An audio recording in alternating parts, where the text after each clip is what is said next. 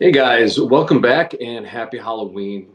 We are finishing up this, I think, what will probably be the last few videos of the spooky season, covering some of the best of the horror genre, by genre, and all that good stuff. I hope you guys are having a safe Halloween season. This is one of my favorite times of the year, and so I'm really have enjoyed kind of going through these films with you guys, and I hope you guys have discovered some new stuff. I know a lot of the stuff I cover isn't necessarily new and well known, so hopefully you guys are building your awareness of films that are amazing, incredible, awesome, fun films that you maybe didn't know about. Today, I wanted to go over what I think are probably four, and this is not exhaustive; these aren't the CL end all, but I wanted to cover what I think are some absolute perfect, and I mean perfect, horror films.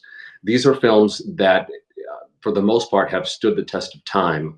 Not only do they have a intense fan following, cinephiles know what they are, but they're so good that even those film critics had to agree that they're good. We have a love-hate relationship with film critics, and a lot of these films came out at a time when film critics of the time had a disproportionate amount of power, and they could make or break a filmmaker's career with a negative review. And yeah, so let's get into it. These are four absolutely perfect horror films.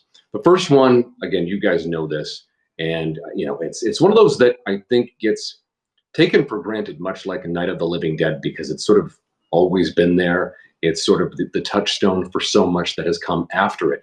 But 1978's Halloween by John Carpenter, I don't know what more I could say about this film that so many other people on YouTube, online have said about this film, other than the fact that despite the fact that it only had, I think, what, a $200,000 or $300,000 budget in '77, because it came out in '78, it's an absolutely perfect film. Launched the career of the great Jamie Lee Curtis, who is now sort of having an incredible time of her life, her career as just an amazing character actor.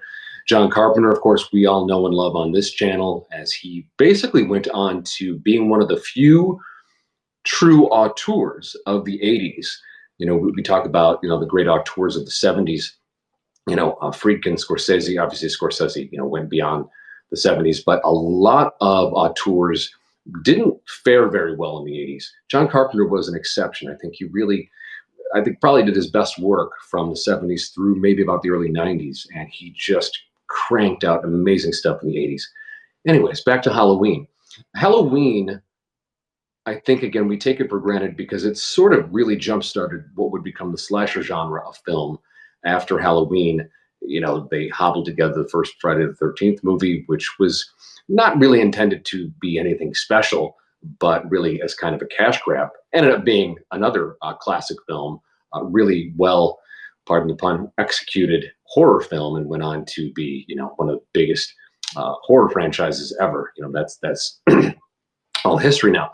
But Halloween is special, I think, and I'm trying not to be too stuck in my nostalgia, because I did grow up watching both Halloween 1 and 2 on local Chicago TV as a kid. Of course, a lot of the scariest parts, were removed for television. But it kind of, was so scary as a kid, and that really imprinted on me because it felt like, as an Illinois kid myself, it was set in the fictional town of Haddonfield, Illinois. So that hit really hard. So much of the kids in the movie, the neighborhoods, really looked like it could have been neighborhoods that I was familiar with. As I got older, learned more about film, learned more about technique, I've really come to appreciate this film as what it truly is, a masterpiece. It is absolutely perfect in its execution, its casting, its cinematography, its pacing, its editing.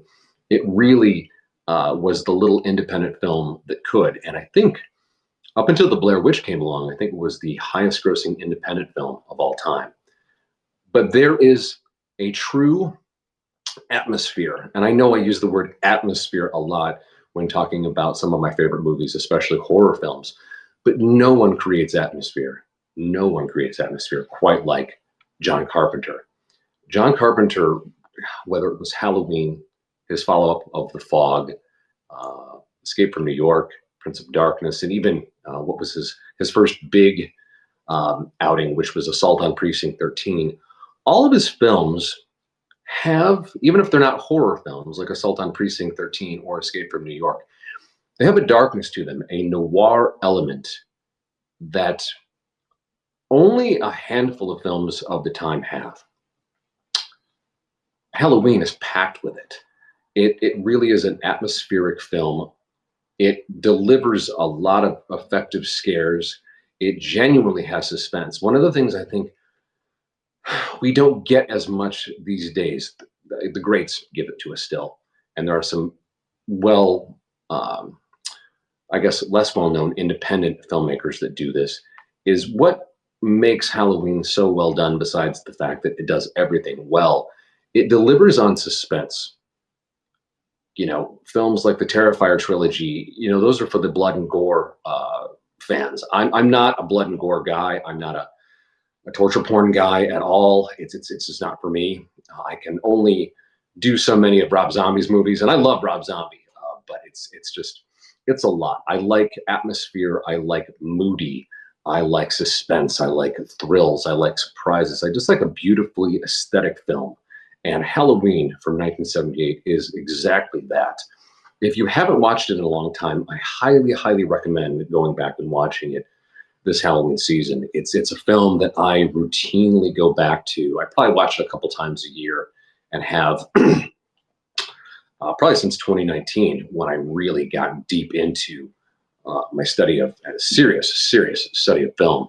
So make sure that that is at the top of your list. I should also mention that this list of films is in no particular order. I'm not ranking one better than the other. I'm just saying that all of these films are perfect.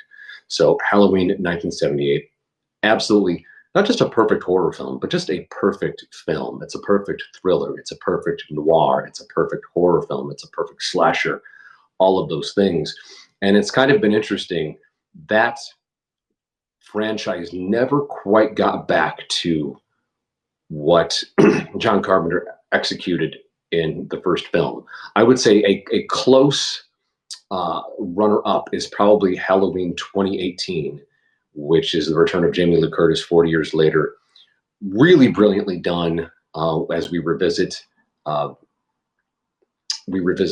character of Laurie Strode, who, you know, has been living a life with PTSD. I think that's probably one of the best ways to view, if you're going to view the Halloween franchise. And I've seen all of them. I grew up watching all of those films. But I think in terms of bookends, Halloween 78 and Halloween 2018 it's probably the best double feature that the franchise could really give us. So follow up to a runner-up is Halloween 2018, but you can't view it in a vacuum like you can Halloween 78. So there's that. Next up is one that I first watched as an 11-year-old boy at midnight, and as a result could not go to sleep.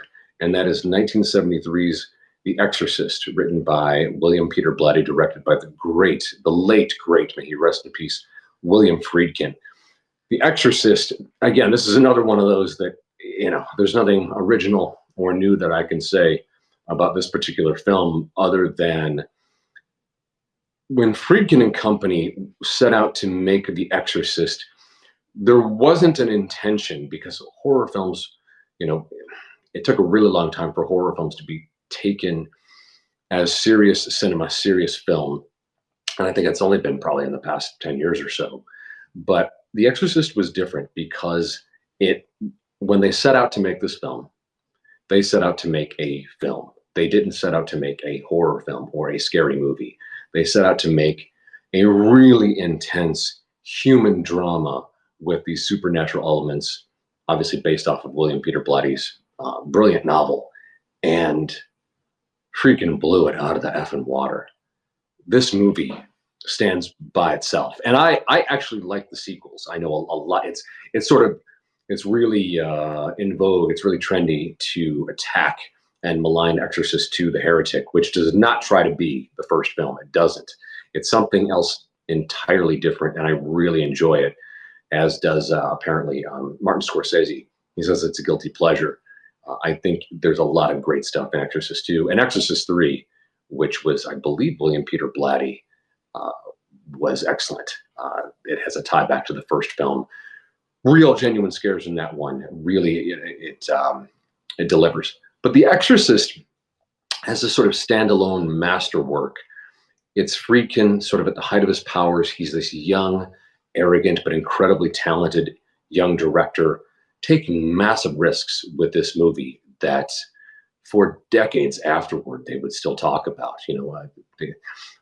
Tarantino has talked about how when he was a kid, it was one of the films he was never allowed to see because his grandparents got the National Enquirer, and there would always be articles from the point the movie came out, and for at least a decade, of stories of my son lost his mind because he watched The Exorcist, or people are going insane because of The Exorcist, and so it would be a long time before he got a chance to view the movie in its entirety. One of the things that works so well, again, much like Halloween, is it's so grounded. The Exorcist, I think for 35 to 45 minutes in this film, it's really about a concerned mother trying to figure out what is wrong with her daughter. And you see them go through all the medical testing and the psychiatric testing. And you see just the difficulty and the frustration and just the anguish of the mother, played by Ellen Burstyn. She's incredible. Trying to figure out what's ailing her daughter. Is her daughter ill? Is her physically sick? Is she mentally sick? What's going on? Again, an amazing cast there as well. It's just one of those movies that, again, in the 70s and even through the 80s, it's one of those movies that, despite the fact that it has real scares, it has some really shocking moments, because the devil would be shocking, right? They couldn't just ignore it, like, and by that I mean the industry, the Academy at the time couldn't ignore it, because it was such a powerful drama. Just the narrative drama of it was so damn good. The fact that it involves demonic possession, and there are some wild things that are said and done in this film. It was truly an undeniable film. And there are those movies that, despite their genre or despite some of their content, it gets even the biggest Puritan, the biggest snob to like, yeah, pretty damn good. And The Exorcist is one of those movies. If you haven't seen it, I highly recommend the original cut from 1973. There is a director's cut from 2000 that isn't really a director's cut. It is a director's cut in that William Friedkin did cut the movie, but he cut this particular version for his friend, William Peter Blatty, who wrote the novel and adapted the screenplay. He left things in that were shot when Friedkin was shooting originally that he left out. And I believe Friedkin was right. Friedkin's cut is the perfect cut. It is what most people have seen and is flawless. There are things that are left in the director's cut that are unnecessary. There is a conversation between Father Karras and Father Merrin that isn't. It's a great scene, but it's unnecessary because everything they talk about is stuff that they're doing. And again, I'm a fan of dialogue, but so much of what that scene is speaking to, they already show in the film. So, Friedkin cut it, and Friedkin's a genius. He knows what he's doing. There's other very strange and weird, scary scenes that are left in per William Peter Blatty's request. Friedkin put them in. I don't know how effective they are. I don't think that they are as effective as what we got again in that original cut. And there's so much wild stuff that comes through. I don't think you needed to add to it. But yeah, okay. There's a couple Easter eggs that are good, that are fun, but overall, as a piece, that cut I don't think is as good as the original. So watch both and decide for yourself. But I think the original 73 cut of The Exorcist, again, like Halloween, not just a perfect horror movie, just a perfect movie, an absolute masterpiece. And if you haven't seen it, make time. Next one is this will be a huge surprise to a lot of people. This is another one that I've gone back to in recent years, and I just appreciate it way more than I did as a teenager and as a kid. 1975, Jaws, directed by Steven Spielberg. This was, I believe, Spielberg's first feature. He had done a short prior to this. And, you know, the happy accident of Jaws, if you don't know it, is part of the reason we don't really see much of the shark until towards the end is because the shark kept breaking. The original intention was to see way more of the shark in the movie. And as a result of Bruce, I think they called him Bruce, the mechanical shark breaking down, it was far more, it's way scarier when you just see a fin or you know that the shark's in the water and there's some young woman going for a night swim. It is far more effective than if we're constantly seeing big reveals of this big scary shark. And that's what makes the ending far more effective when we do see more of the shark. I'm not spoiling anything. There's actually way bigger fun moments at the end there that I won't say anything about because it's such a treat. But Jaws is a perfect film. Again, the pacing, in terms of how they reveal the shark, they really play it close to the chest. We're not constantly seeing shots of this big scary shark. Of course, they didn't have CGI back then, which, you know, we're constantly seeing so much CGI in a lot of scary films, sci-fi films, and it just doesn't do anything for building suspense. It doesn't make the jumps as effective. And Jaws, like Halloween, like The Exorcist, all of them are lessons in restraint, in absolute restraint of how to build suspense and really just suck your audience in. Another great cast in this one. Again, I don't think it's called a thriller and adventure. So maybe it's not true horror. I think it is because you do see so many of these parents going through difficulties when like kids get killed and all of that. But Jaws, again, it might be my favorite Spielberg, and I really love Steven Spielberg. I love so much of his work, if not all of it. But he knocked it out of the park with Jaws, and thank God Bruce didn't cooperate because it ended up making a far more effective and ominous and sinister and suspenseful film than I think it would have been if we were seeing the shark every 10 to 15 minutes. So well done. So, and our last one on this list, again, these are in no particular order, is 1982's Poltergeist, which was directed by Tobe Hooper. Those of you are familiar with him from Texas Chainsaw Massacre. I like Poltergeist a lot, and I was never a big fan of Texas Chainsaw Massacre. That sort of super creepy, degenerate horror just doesn't work for me. I respect it as a film and what he achieved as an independent filmmaker, and he flexed enough of his skills that he was able to get to do more.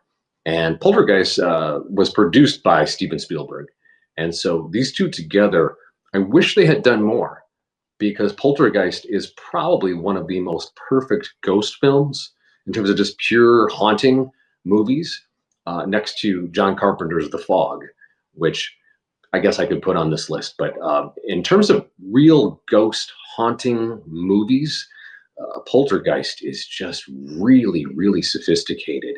It's another movie that is a lesson in restraint. You know, we're getting little bits and pieces of this haunting of this house that this family has just moved into. I believe it was filmed somewhere in the valley, LA's San Fernando Valley, like Granada Hills, one of the like super fresh neighborhoods in the valley there. And so everything looks, kind of new for the 80s. It's a family that's very relatable, and then weird shit starts happening. And how the supernatural presence manifests itself, the bringing in of a psychic medium, which she's super cool. Super cool lady. I'm trying to remember her name. It wasn't Beatrice Straight. Yeah, they're not listing her here, but super short lady. She ended up, I think, doing all 3 Poltergeist films. I don't know that the other two stand up, not the way the first film does. And the first film really, again, is a masterpiece, a lesson in restraint. The camera movements, the camera techniques that they use.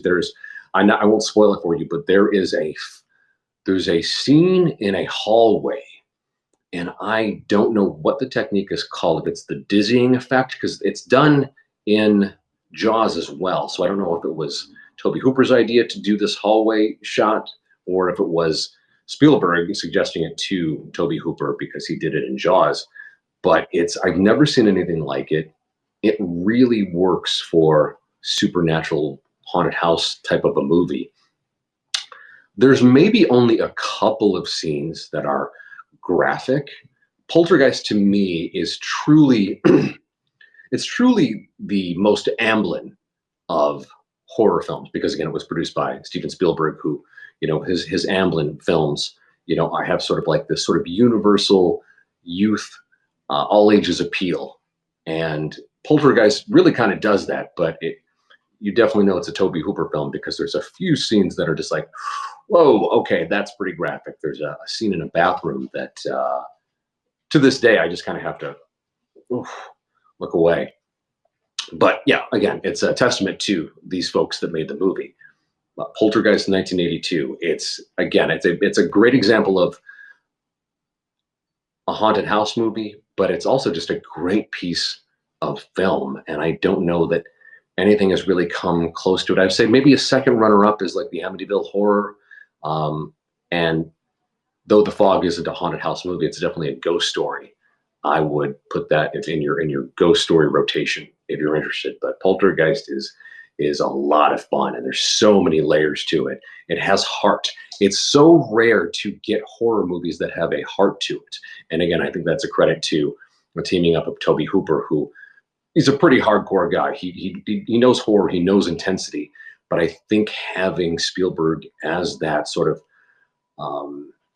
more tender influence as a producer helped add in those elements that really make you feel a part of the family, really make you feel for the family, as opposed to other horror movies that involve families, and you just watch it knowing, okay, every one of these members of the family are going to be knocked off over the course of the film, so you don't quite connect with them.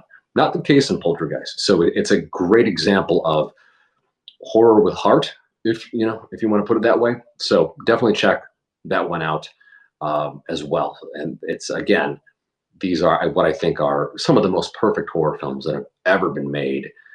These are great movies, certainly for Halloween season, but they're good, solid, fun entertainment, I think, any time of the year.